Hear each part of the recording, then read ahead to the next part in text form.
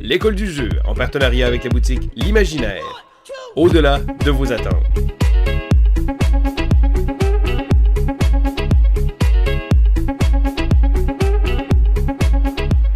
Bonjour et bienvenue à l'école du jeu, mon nom est Sylvain et je vous présente aujourd'hui le jeu Lost Cities.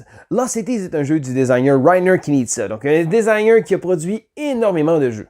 C'est un jeu à 2 joueurs d'une durée d'environ 20 à 30 minutes et qui est sorti en l'an 1999, donc c'est un jeu qui a déjà plus de 20 ans. Dans un monde où la nouveauté est toujours présente, donc il y a toujours plein de nouvelles choses, ça fait du bien des fois de revenir en arrière pour vous présenter un classique à mes yeux qui est Lost Cities. Donc, comme j'expliquais, Lost Cities est un jeu qui a roulé sa bosse, c'est un jeu que j'ai joué énormément, mais je vais aller vous montrer les règles, puis après ça, je vais vous donner mon avis.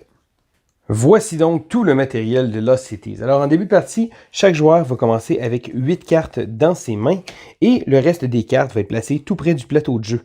La partie va se terminer lorsqu'il n'y aura plus de cartes ici. À ce moment-là, la partie se termine immédiatement et on procède au comptage des points.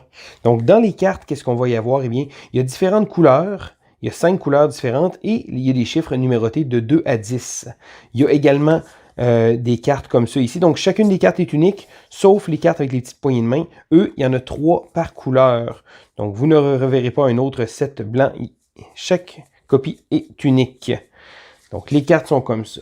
Eh bien, comment ça se joue? C'est ça qui est drôle avec Lost Cities, c'est que c'est tellement simple à jouer. C'est justement les choix qu'on a à faire lorsqu'on va jouer. Donc, on regarde notre main comme ça ici. Bon, en l'occurrence, j'ai beaucoup de verre ici. Ça n'a probablement pas été très bien brassé. Donc, à notre tour, qu'est-ce qu'on va faire? Eh bien, on va devoir obligatoirement jouer une carte. Donc, la carte, on peut la jouer dans une des expéditions. Donc, vous allez voir ici, il y a des couleurs différentes. Il y a rouge, vert, blanc, bleu et jaune. Donc, lorsque je prends une carte, je vais la placer où l'expédition comme ça et je vais débuter l'expédition. Je peux également placer la carte ici comme ça, donc dans la défausse centrale. Et ensuite, après avoir joué une carte, je vais devoir obligatoirement piger une carte. Donc, j'ai le choix de piger dans la pile ici, ou encore de piger sur une autre carte qui aurait été précédemment placée. Donc, par exemple, si un peu avant, au courant de la partie, l'autre joueur a placé ça, donc je pourrais jouer le 4 ici comme ça et reprendre, ensuite piger celle-ci pour la mettre dans ma main. Donc, chacune des actions est obligatoire et non, on ne peut pas placer la carte et reprendre la même. Donc, on doit jouer une carte et ensuite en piger une. Donc, c'est comme ça que le jeu va se jouer jusqu'à la fin de la partie. On joue une, on pige une. Mais ce qui est intéressant, c'est les choix qu'on va faire pendant cette partie. Parce que le but, c'est de faire des points. Et comment on fait des points? C'est en ouvrant des expéditions. Donc, considérez que c'est 5 expéditions différentes qu'on va pouvoir faire. Et là, les cartes sont tous numérotées. Donc, ce qu'on va faire à notre tour, c'est qu'on va placer justement une carte dans une expédition. Donc, par exemple, le 4 vert, on va le placer dans l'expédition verte. La petite twist, c'est qu'un coup, on a placé un chiffre. On ne peut pas placer un chiffre inférieur. Donc, il faut toujours placer des chiffres plus élevés. Bon, par ici, par exemple, j'aurais la chance d'avoir un 7. Eh bien là, si plus tard dans la partie, je pigerai un 6, malheureusement, je ne peux plus le jouer ici. Donc, ça va toujours en montant. Donc, ça va être la question de toujours retenir nos cartes parce que si l'autre joueur a commencé une expédition en vert et je vais le placer ce 6-là ici, eh bien, il va pouvoir le récupérer. Donc, les joueurs vont jouer un petit jeu mental entre les deux, à savoir qui va avoir les cartes. Et là, souvent, on va se retrouver à garder des cartes dans notre main de haute valeur pour ne pas les donner à l'adversaire.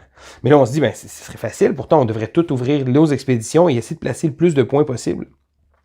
Cependant, la manière de fonctionner les points, c'est que si on débute une expédition, donc par exemple ici, j'aurais commencé l'expédition blanche, j'ai placé un 5 et au courant de la partie, je n'ai pas d'autres cartes blanches qui vont se placer. À ce moment-là, lorsqu'on a ouvert une expédition, on commence immédiatement avec 20 points en moins. Donc il y a des gens qui se compliquent un peu la vie des fois. Pourtant, c'est très très simple. Chacune des expéditions, si elle a été débutée, commence à moins 20 points. Ensuite, on va calculer les cartes, donc les valeurs des cartes. Ça veut dire que, bon, par exemple, dans le cas ici comme ça, admettons que j'aurais joué le 4, le 6 et le 7. Bon, à la fin de la partie, je calculerai moins 20. Et ensuite, je vais additionner ça, donc 17. Donc, cette expédition-là m'a donné moins 3 points. Et oui, on peut aller dans le négatif. Mais plus ça va aller, plus on va tenter probablement d'avoir plus de cartes. Et là, à ce moment-là, de la minute comme ça, ici, je serais rendu à 25. Donc, à la fin de la partie, ça marquerait 5 points. Et là, le but va être souvent de collecter les cartes d'une, 2, 3 couleurs même pour pouvoir essayer de faire le plus de points. Ce qu'il faut savoir, c'est que si c'est pas vous qui l'avez la carte, ça va être l'adversaire. Et là, les deux, on va souvent se chicaner pour des cartes vertes de haute valeur, des choses comme ça. Mais là, je ne vous ai pas parlé des petites poignées de main. Les petites poignées de main sont très intéressantes parce qu'elles agissent comme un multiplicateur. Cependant, ce qui est important à savoir aussi, c'est qu'elles valent pour 0, donc elles doivent être automatiquement placées en premier. Si j'ai déjà ouvert l'expédition, je ne peux pas placer une poignée de main comme ça ici parce qu'elle compte pour 0, donc elle doit absolument ouvrir le bal. Et qu'est-ce que ça va faire? Eh bien, ça va multiplier par 2 les gains ou les pertes de cette expédition.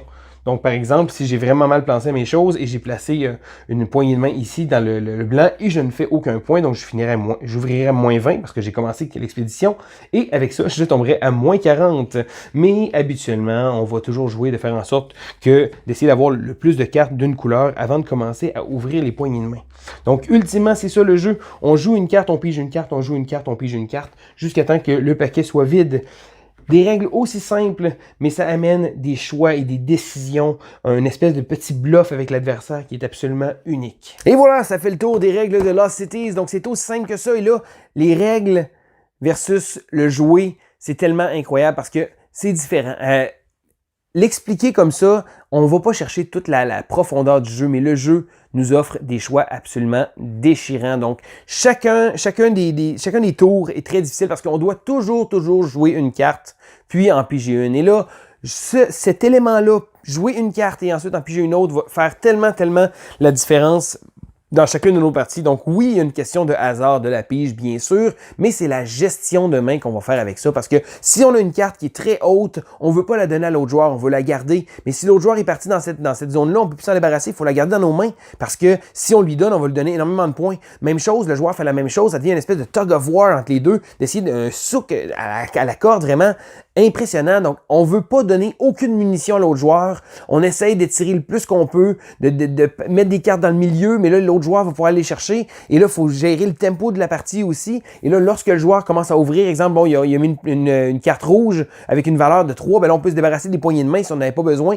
Donc, le jeu va chercher un élément tactique, un élément stratégique, et chacun des choix est absolument déchirant. La chose qu'on aimerait faire dans ce jeu-là, c'est pouvoir dire « je passe ». Mais malheureusement, il faut toujours jouer une carte et en piger une, jouer une carte, en piger une. Le courant de jeu est très rapide, très simple, mais cette décision-là, cette unique décision-là va faire en sorte que ça va vraiment faire les parties.